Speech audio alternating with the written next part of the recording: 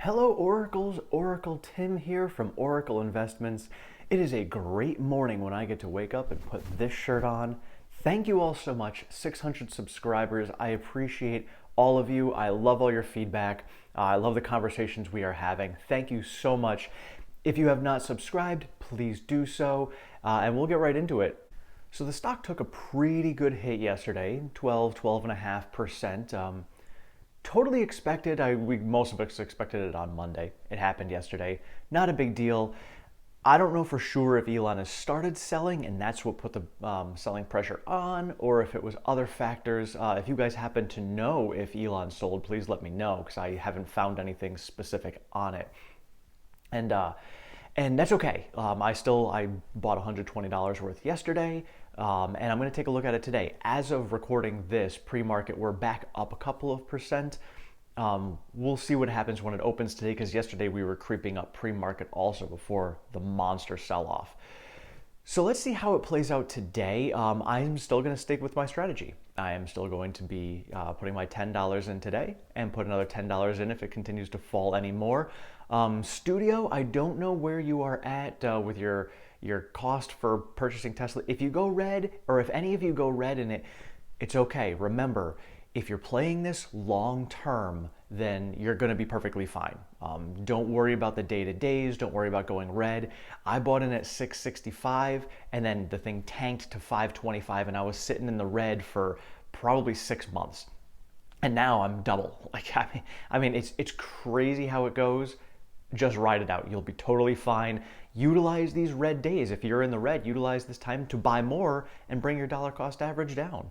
And why am I so confident about this going forward? We know a lot of things that are coming down the road. We know about the Cybertruck, the semi. We've got so many other things coming out with insurance and FSD, AI bot in 10 years. I mean, so many great things going for Tesla. But what do we have in the near term? Well, in the near term, we've got a couple of little tidbits of information that kind of give us a little secret as to what's going on with Tesla. You have your own truck network. You have your own delivery system. What are you going to do to be able to cut the emissions from that? Because it's a great asset, but it also generates diesel fumes. Would you be buying a Rivian product? Would you be buying somebody's trucks that use hydrogen? What's your plan? Yeah, it's good, Jim. Actually, transportation is about 10% of our overall gas emissions, so it's important, and we're working on different solutions.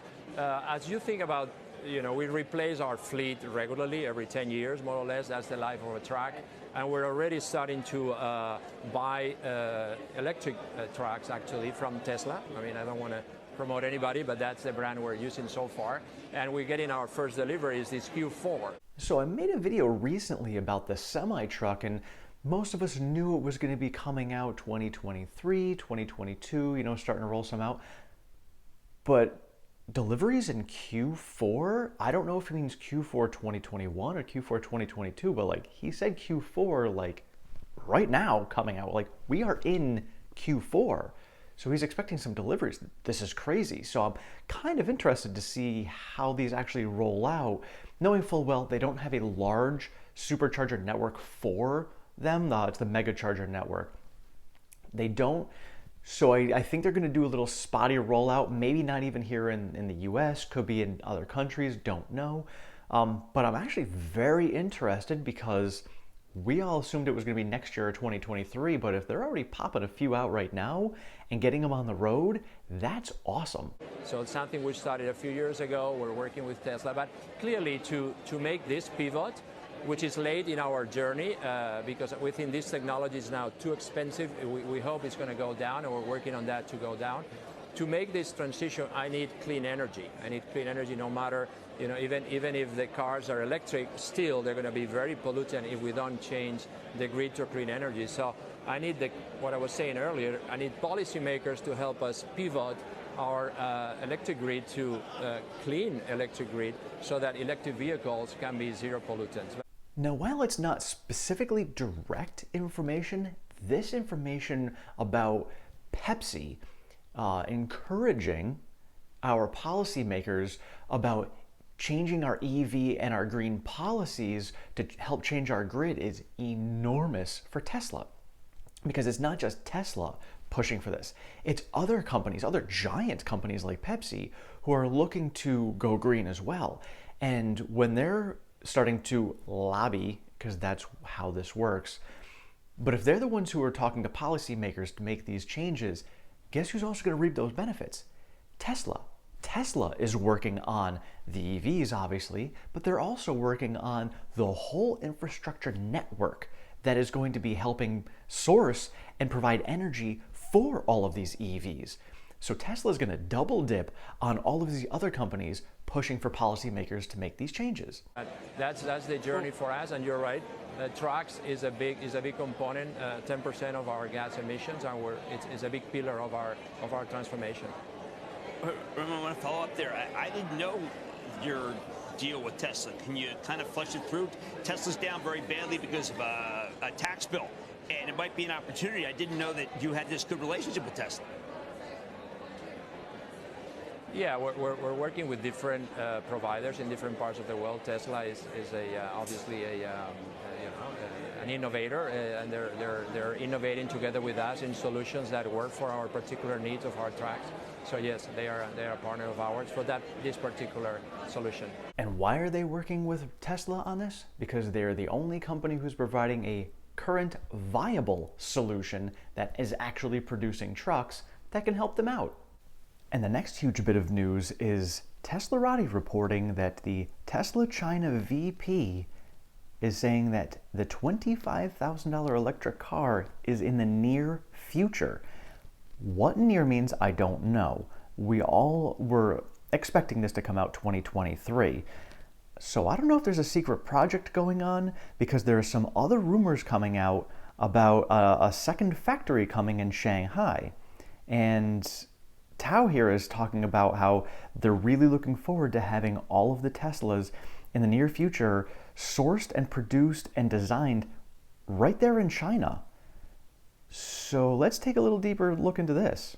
We've got Digitimes here reporting that Tesla might build a second Shanghai factory and buy more parts from local suppliers. Now, as Zach Kirkhorn had also mentioned, that all of their factories are built intentionally with the ability to expand and grow, because they know that the company is going to grow. They'll want to expand their factories as needed, because they recognize, like with Fremont, that when you're limited with a footprint, you can't do as much with it to expand and grow. So they've set up all their new factories like that. Shanghai has had some little buildings coming up, and we're thinking, could it be the design studio for the Model 2 or whatever you want to call it? Maybe that's already been in the works. Perhaps this ball has been rolling already a lot further than many of us thought, and perhaps there is this second factory coming up next to the first factory that is going to be solely designed to produce the second Model 2, the Model 2, the $25,000 car. Maybe that's what this is for. I'm going to keep paying attention to this, because this is another huge piece as to why I am so bullish and on Tesla.